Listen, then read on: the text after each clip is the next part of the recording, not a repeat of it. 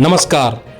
मुंबईच्या लोकलमध्ये दार बंद करण्याच्या कारणावरून झालेल्या वादात तरुणाचा निर्गुणपणे खून करण्यात आल्याची धक्कादायक घटना समोर आली आहे.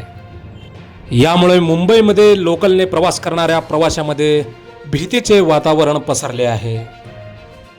मुंबईच्या लोकलमध्ये केवळ दार बंद करण्याच्या कारणावरून झालेल्या वादात एका तरुणाची निर्गुणपणे हत्या करण्यात आली. चर्चगेटहून नालासोपाराला जाणाऱ्या ट्रेनमध्ये ही धक्कादायक प्रकार समोर आली. रोशन सुवर्णा असं आरोपीचं नाव असून त्याने 22 वर्षीय मयांक लोहार याचा चाकूने भोगसून हत्या केली. यानंतर डब्यात घाबरलेल्या प्रवाशांनी एकच धावपळ सुरू केली. हत्येनंतर फरार झालेल्या रोशन सुवर्णाला पोलिसांनी अटक केली आहे.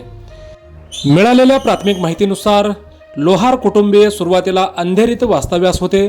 मात्र त्यांचं घर पुनर्विकासासाठी गेल्याने गेली 5 वर्षापासून विरार पूर्वेकडील भोईरपाडा येथे ते वास्तव्यास होते.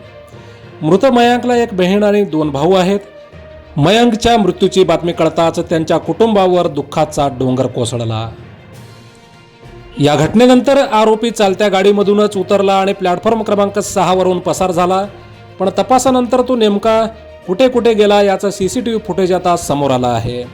यात आरोपी हत्येनंतर स्टेशन परिसरात सुरुवातीला दिसला, त्यानंतर रस्त्याने कुठेतरी तो चालत जाताना दिसतो. या सर्व घटनेनंतर पोलिसांनी रोशन सुवर्ण या नावाच्या आरोपीला कुर्ला भागातून अटक केली आहे. या दुर्दैवी घटनेची सोशल मीडियावर तीव्रपणे निषेध करण्यात येत असून आरोपीला जास्तीत जास्त शिक्षा व्हावी अशी मागणी सोशल मीडियाद्वारे नेटकरी करत आहेत. एका किरकोळ वादातून झालेल्या या हत्येमुळे लोकलमधून प्रवास करणाऱ्या प्रवाशांमध्ये भीतीचे वातावरण पसरले आहे. मोजक्या निवडक आणि महत्त्वपूर्ण बातम्या पाहण्यासाठी सबस्क्राईब करा हेलो सोलापूर न्यूज चॅनल. धन्यवाद.